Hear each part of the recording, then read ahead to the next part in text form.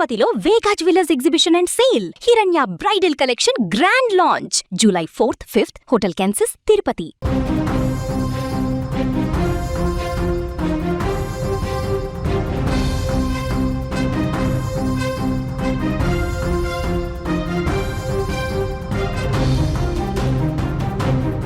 ప్రేమన్నాడు, వెంటపడ్డాడు, పెళ్లి చేసుకోకపోతే చచ్చిపోతానని బెదిరించాడు. చివరికి ఒక పచ్చని ఆడపిల్ల జీవితాన్ని నరకప్రాయం చేసి ఆమె ఆత్మహత్య చేసుకునేలా చేశాడు. చదువుకొని సమాజంలో ఉన్నత స్థాయికి ఎదుగుతుందనుకున్న కన్నవారి కలలను శ్మశానంలో కలిపేశాడు ఒక దుర్మార్గుడు. మంచిర్యాల జిల్లాలో జరిగిన ఈ అత్యంత దారుణమైన సంఘటన వింటే ఎవరి గుండె అయినా సరే కరిగి నీరవ్వాల్సిందే. పాపం మాధవి బి ఫార్మసీ పూర్తి చేసి ఎంతో ఉజ్వలమైన భవిష్యత్తు వైపు అడుగులు వేస్తున్న యువతి ఓ వ్యక్తి చేసిన సైకో చేష్టలకు, ప్రేమ వేధింపులకు తట్టుకోలేక బలవన్మరణానికి పాల్పడింది. తప్పించుకునే దారి కనబడగా కన్నీళ్లతో తను రాసిన ఆఖరి లేఖ ఇప్పుడు ప్రతి ఒక్కరిని కదిలిస్తోంది. ఈ ఘోర మంచిర్యాల జిల్లా జైపూర్ మండలం టేకుమట్ల గ్రామంలో చోటు చేసుకుంది.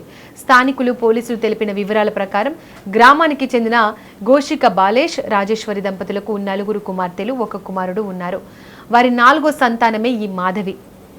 ఎంతో కష్టపడి బి ఫార్మసీ పూర్తి చేసిన మాధవిని చూసి ఆ తల్లిదండ్రులు ఎంతో మురిసిపోయారు. కానీ అదే గ్రామానికి చెందిన గోనె వెంకటేష్ అనే సింగరేణి కార్మికుడి కన్ను మాధవిపై పడింది. గత 2 ఏళ్లుగా పెళ్లి పేరుతో ఆమెను వేధిస్తూనే ఉన్నాడు.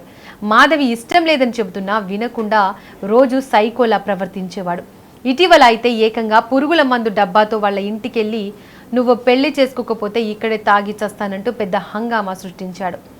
వెంకటేష్ పెట్టే టార్చర్తో విసిగిపోయిన మాధవి కుటుంబ సభ్యులు చివరకు పోలీస్ స్టేషన్ను ఆశ్రయించారు.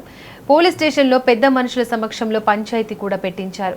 కానీ ఆ దుర్మార్గుడి తీరు అస్సలు మారలేదు.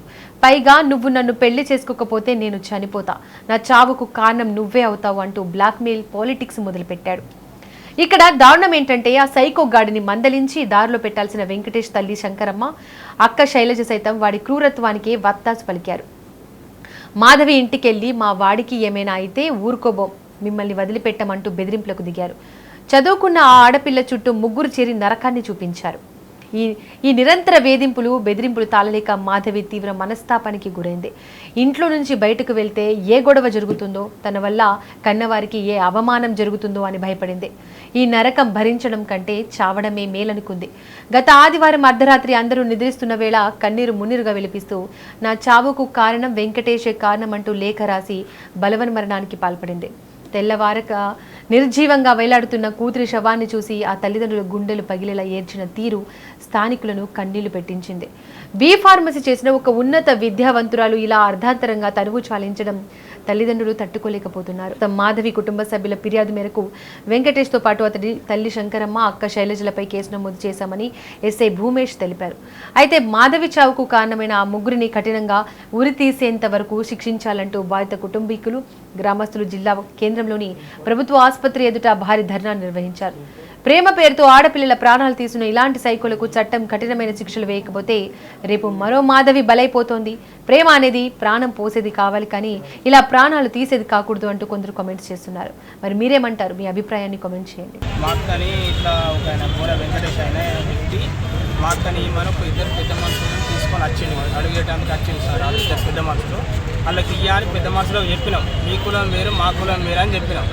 అయినాక కూడా తెల్లారి డోలు పోయి 2 రోజులకు మళ్ళీ వచ్చి భూపాలపల్లి నుంచి మా ఇంటి ముందర షాప్ ముందర నీ అక్కని మా అమ్మతోటి సీదా మా అమ్మతోటి నీ బిడ్డని వేయకపోతే మందు బాటిల్ తీసుకొని తాగుతాను మా అమ్మ ముందర బెదిరించాడు sir.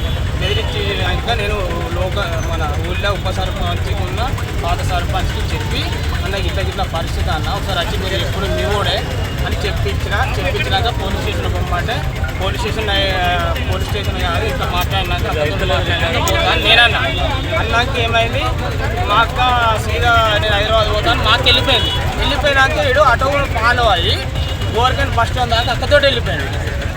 Auto ఎక్కించినాక Govardhan bus stand దాకా ఆటోలు వెళ్ళిపోయాడు. ఫాలో చేసుకుంటూ పోయి నడి బస్ స్టాండ్ మా అక్కని వస్తావు రావా లేకుండా మందు అవుతుందని మళ్ళీ తాగుతాడు. ఆడ ముద్ద తీసి బెదిరిస్తాను, టార్చర్ పెడతాడు.